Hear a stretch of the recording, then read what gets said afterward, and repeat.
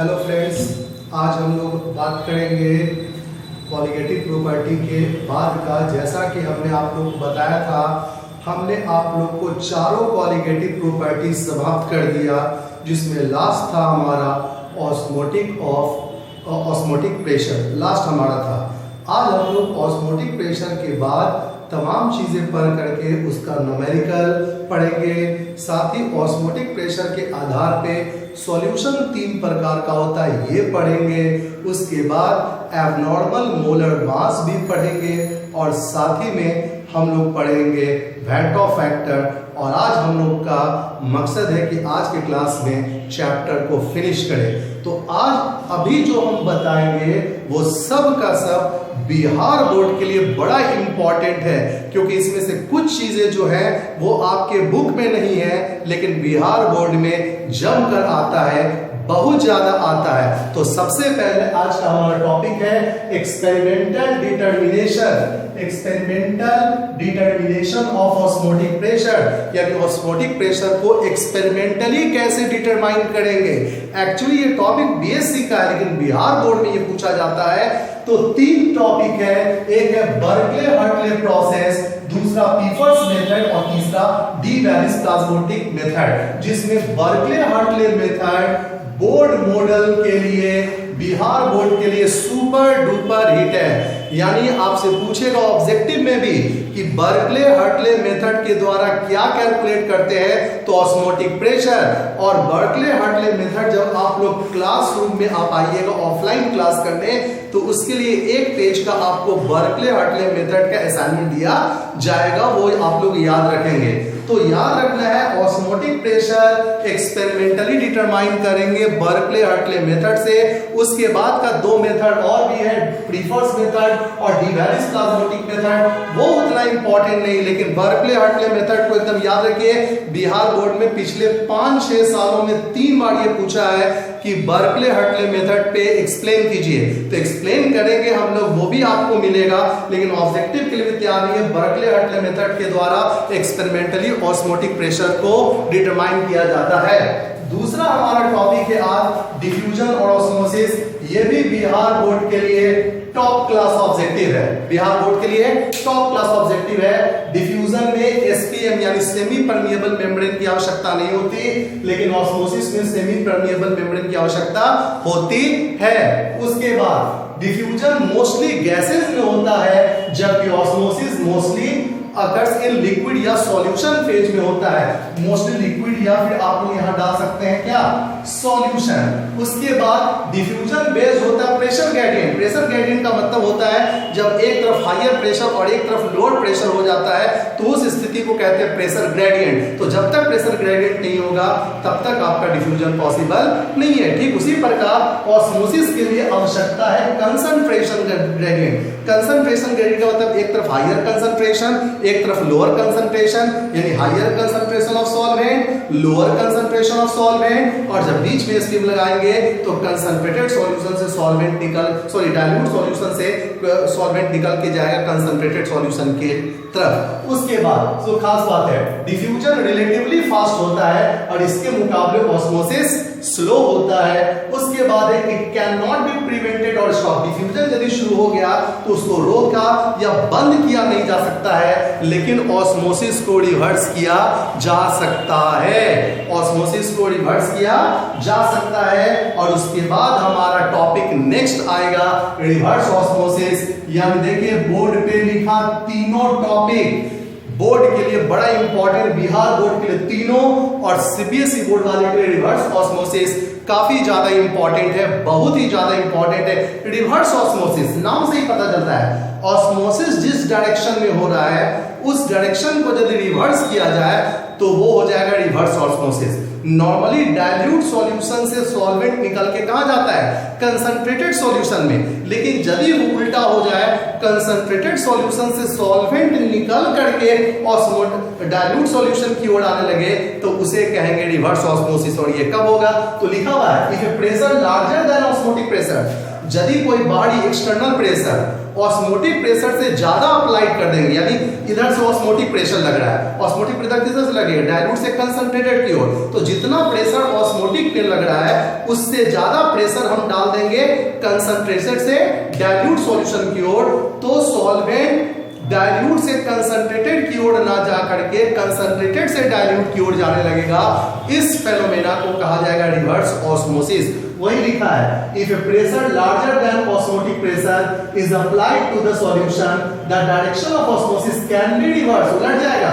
Now the solvent flow from the concentrated solution to the dilute solution, यानी shortcut लिख सकते हैं, जब एक्सटर्नल प्रेशर ऑस्मोटिक प्रेशर से ज्यादा अप्लाइड किया जाएगा तो ऑस्मोसिस रिवर्स हो जाएगा और सॉल्वेंट कंसंट्रेटेड सॉल्यूशन से निकल के डाइल्यूट सॉल्यूशन की ओर जाएगा। इस प्रोसेस को रिवर्स ऑस्मोसिस कहा जाएगा और इस प्रोसेस का जम के इस्तेमाल किया जाता है डिसैलिनेशन ऑफ सी वाटर, यानी सी वाटर का जो खारापन होता है उसमें पाया जाना सॉल्ट होता है, उस सॉल्ट को दूर करके पानी को पीने लायक बनाने में, यानी सी वाटर को डिसैलिनेशन करने में रिवर्स ऑस्मोसिस का बहुत इस्तेमाल होता है। और एक छोटा सा फोटो है जो आप लोग रिवर्स ऑस्मोसिस में सीबीएसई बोर्ड वाले जरूर बनाइएगा। तो चलिए इस बोर्ड को आप लोग देखिए इत्मीनान से। अब इसके बाद हम लोग पढ़ेंगे ऑस्मोटिक प्रेशर से जुड़ा हुआ न्यूमेरिकल, तो पहले इसको नोट कर लीजिए आप लोग।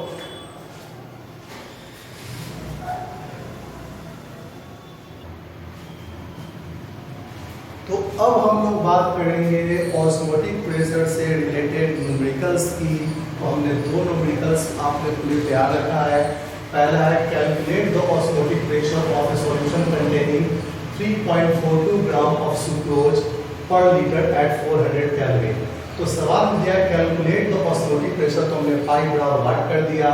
सॉल्यूट का गिवन मास 3.42 दिया हुआ है और सॉल्यूट चूंकि सुक्रोज है तो उसका मोलर मास हमने कैलकुलेट करके 342 निकाला है। टेम्परेचर 400 केल्विन, वॉल्यूम 1 लीटर दिया हुआ है, इसलिए पाई बराबर WB into R into T by M B into B. तो WB सबका वैल्यू हमने पुट कर दिया और उसके बाद हमारा आंसर आ गया 0.382 ATM। उसके बाद सेकंड क्वेश्चन है at 298 kelvin 100 ml of a solution, यानी सॉल्यूशन का वॉल्यूम 100 ml है, कंटेनिंग 3.002 ग्राम ऑफ अननोन, हम नहीं जानते कौन सा सॉल्यूट है, वो सॉल्यूट मिला दिया गया है और ऑस्मोटिक प्रेशर नोट किया गया 2.55 ATM। Calculate the molar mass. तो सवाल के अनुसार पहले हमने mg को वाट कर दिया, टेम्परेचर 298 केल्विन नोट किया, WB 3.002, पाई बराबर 2.55 ATM, V 100 ml, चूंकि वॉल्यूम ml में है तो उसको हम लोग लीटर में चेंज करेंगे। तो mb बराबर WB into R into T by pi into D, सारा फॉर्मूला रख करके वॉल्यूम को 100 रखा, इसको लीटर में चेंज करने के लिए 1000 बटा में किया तो वो ऊपर गया, सब कैलकुलेट करके हमारा आंसर आया 288.6। तो अब इसको नोट कीजिए। अब इसके बाद हम लोग बात करेंगे 3 तरह के सॉल्यूशन ऑस्मोटिक प्रेशर के आधार पे।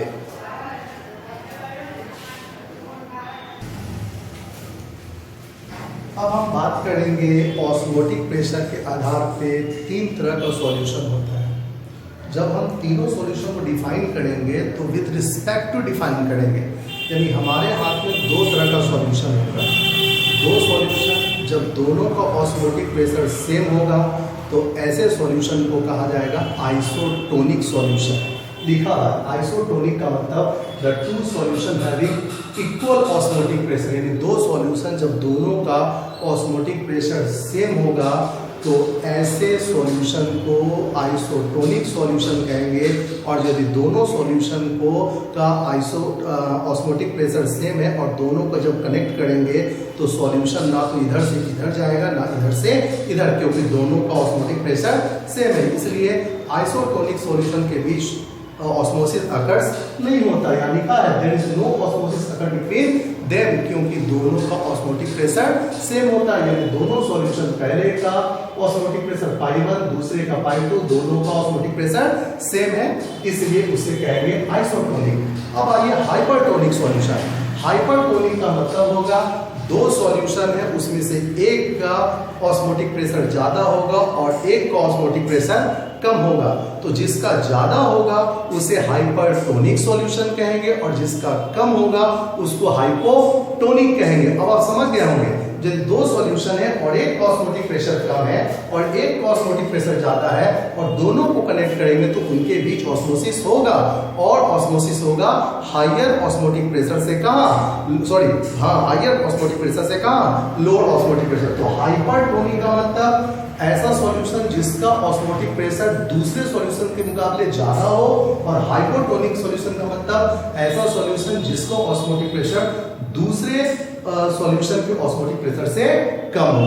आशा है आप इसको समझ गए होंगे। तो अब हमारा अगला टॉपिक होगा एब्नॉर्मल मोलर मास। पहले इसको नोट कर लीजिए आप।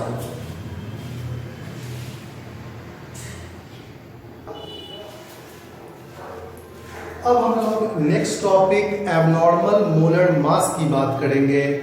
सीबीएसई बोर्ड में कोरोना कंडीशन के कारण जो आपके सॉल्यूशन चैप्टर से जो चीज़ें रिड्यूस की है उसमें से एक है एब्नॉर्मल मोलर मास और दूसरा है इसके बाद पढ़ने वाला वेंट ऑफ फैक्टर। यानी सीबीएसई बोर्ड से ये दोनों टॉपिक नहीं आ रहा है इस बार, और आशा है कि बिहार बोर्ड भी सीबीएसई बोर्ड को हूबहू फॉलो करता है, इसलिए बिहार बोर्ड में भी ये टॉपिक नहीं आएगा।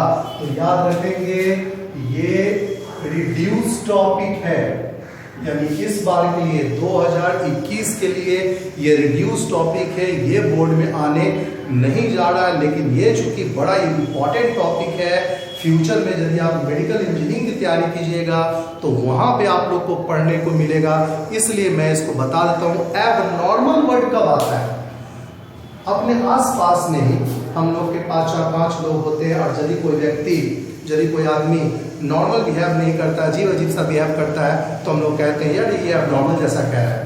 तो एबनॉर्मल मोलर मास का मतलब है, हमने याद होगा आप लोगों को चारों कॉलिगेटिव प्रॉपर्टी के द्वारा नॉन वोलेटाइल सॉल्यूट का मोलर मास हमने निकाला। तो वही हमने लिखा, the molar mass of non volatile solute is calculated, यानी कॉलिगेटिव प्रॉपर्टी के आधार पे, और कॉलिगेटिव प्रॉपर्टी में भी आपके एनसीईआरटी बुक में दो कॉलिगेटिव प्रॉपर्टी को नोट करता है, एक एलिवेशन ऑफ बॉइलिंग पॉइंट और एक डिप्रेशन इन फ्रीजिंग पॉइंट।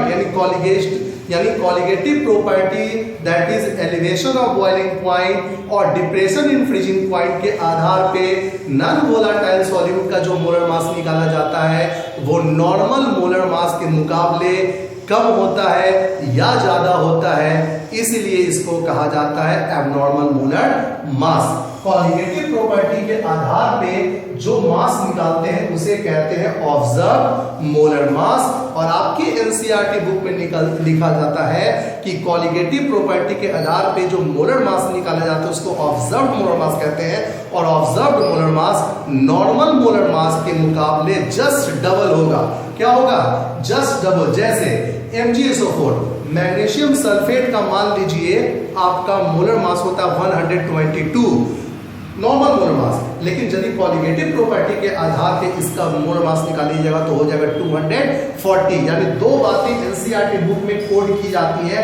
पहला, colligative property specially elevation of boiling point और डिप्रेशन इन फ्रीजिंग पॉइंट के आधार पे यदि नॉन वोलेटाइल सॉल्यूट का मोलर मास निकाला जाता है तो वो नॉर्मल के मुकाबले कम होता है या ज्यादा होता है, इसे ही एबनॉर्मल मोलर मास कहेंगे। कॉलिगेटिव प्रॉपर्टी के आधार पे जो मोलर मास निकाला जाएगा उसे ऑब्जर्व्ड मोलर मास कहेंगे, और ऑब्जर्व्ड मोलर मास नॉर्मल की तुलना में दुगना होगा, ट्वाइस होगा। या लिखा हुआ है ट्वाइस द एक्सपेक्टेड वैल्यू। अब लिखा हुआ है molar mass of solute is inversely proportional to the colligative property, यानी कॉलिगेटिव प्रॉपर्टी जितना बढ़ेगा उतना ही आपका मोलर मास घटेगा।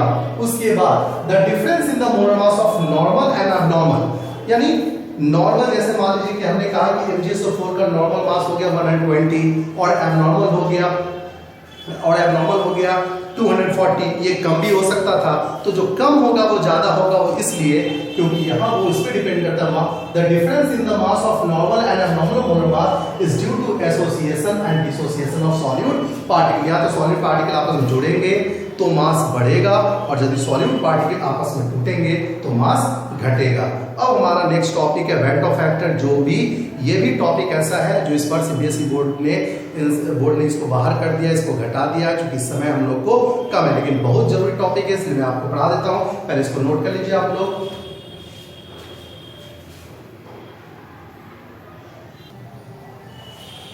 तो तो अब हम लोग बात करेंगे वेट ऑफ फैक्टर, और हमने यहाँ पे लिख दिया है रिड्यूस टॉपिक, यानी इस बार कोरोना की वजह से ये टॉपिक भी आपके सिलेबस से हटा दिया गया है। ये केवल 2021 के लिए हटाया गया है, क्योंकि अभी हम लोग को उतना समय नहीं है कि हम लोग पूरा टॉपिक को कवर कर पाए। इसलिए सॉल्यूशन चैप्टर से आपको एबनॉर्मल मोलस मास और वेट ऑफ फैक्टर को रिड्यूस किया गया है। Van't Hoff factor it is defined as the ratio of the experimental value of the qualitative property to the calculated value of the qualitative property, यानी experiment करके जो qualitative property का value निकालेंगे उसे ऊपर रख देंगे और कैलकुलेटेड और नॉर्मल क्वालिटेटिव प्रॉपर्टी नीचे रखेंगे। इसका जो रेशियो आएगा उसको आई यानी वेट ऑफ फैक्टर कहेंगे। यदि मोलर मास के टर्म में निकालना है तो नॉर्मल या कैलकुलेटेड मोलर मास को ऊपर रखेंगे, ऑब्जर्व्ड मोलर मास को नीचे रखेंगे, तो हमारा वेट ऑफ फैक्टर निकल जाएगा। लेकिन सबसे इंपॉर्टेंट हमारा ये फॉर्मूला है van't of factors, total number of moles of particles after association और डिसोसिएशन, यानी जुड़ने के बाद या टूटने के बाद कितने मॉलिक्यूल बचे वो ऊपर और नीचे, टूटने के पहले कितना थे या जुड़ने के पहले कितना थे, यानी जुड़ने और टूटने के पहले कितना था और जुड़ने और टूटने के बाद कितना है, इसको रख देंगे तो हमारा वेट ऑफ फैक्टर निकल जाएगा। ये हमारा सॉल्यूशन चैप्टर आज पूरी तरह से कंप्लीट हो गया। जब आप लोग ऑफलाइन क्लास में आइएगा, क्लासरूम में आइएगा, तो सॉल्यूशन चैप्टर से जुड़ी हुई 2-3 चीजें आप लोग को मिलेगा। एक मिलेगा ऑस्वाल्ट वाटर प्रोसेस, जिसके द्वारा हम लोग elevation of boiling relative loading of vapour pressure को निकालेंगे, और दूसरा बर्कले हर्टले मेथड के द्वारा आज हम लोग पढ़े थे ऑस्मोटिक प्रेशर को।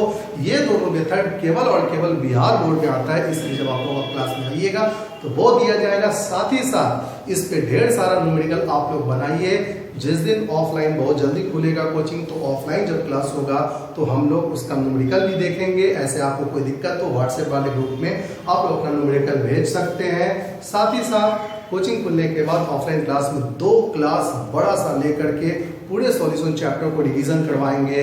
ठीक है, ये पहला मौका है कि जब आप लोग ऑफलाइन छोड़ करके ऑनलाइन क्लास किए हैं, तो जो भी दिक्कतें आई हैं ऑनलाइन क्लास में उसको ऑफलाइन के 2 क्लास में रिवीजन करवा के आपको दूर किया जाएगा।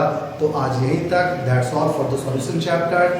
17 तारीख को हम लोग वापस आएंगे जूम ऐप या व्हाट्सएप पे आप लोग के साथ लाइव क्लास में, और वो चैप्टर शुरू होगा सरफेस केमिस्ट्री का। आज यहीं तक, हैव अ गुड डे।